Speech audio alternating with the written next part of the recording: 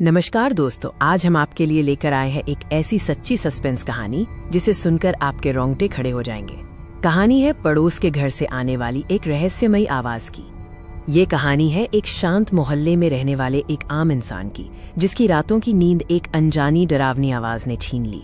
हमारा हीरो, जिसका नाम है राहुल, एक शांत और सुरक्षित मोहल्ले में रहता था।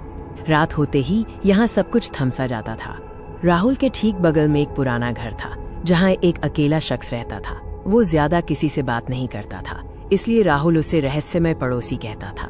एक रात राहुल को अपने पड़ोसी के घर से एक अजीब सी आवाज सुनाई दी। ये वो पल था जब उसके जीवन में रहस्य ने दस्तक दी। लगभग रात के 2 बजे थे जब राहुल की नींद एक धीमी लेकिन परेशान करने वाली आवाज से खुली।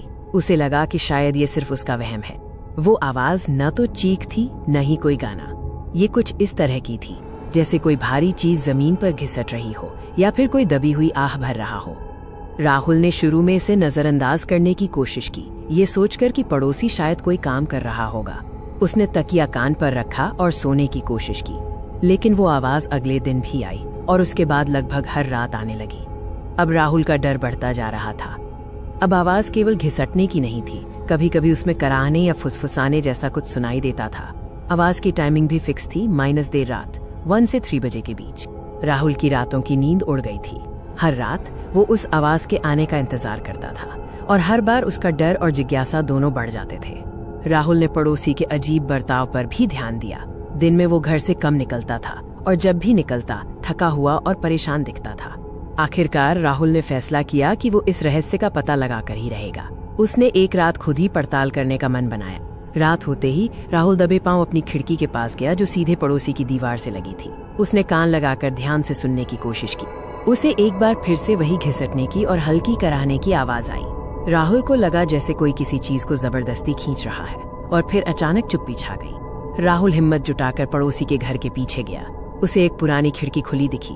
उसने डरते डरते अंदर झांका। अंदर का नजारा देखकर राहुल हैरान रह गया। उसका पड़ोसी एक कोने में झुका हुआ था और उसके सामने एक बड़ा अजीब सा यंत्र रखा था। पता चला कि उसका पड़ोसी एक पुराना संगीतकार था जो अपने घर में एक बड़ा भारी वाद्य यंत्र जैसे सेलो या डबल बेस बजाने की प्रैक्टिस करता था। और कराहने की आवाज उसकी नहीं बल्कि उसके पुराने वाद्य यंत्र की थी जिसे वो रात में खिसकाकर अभ्यास करता था।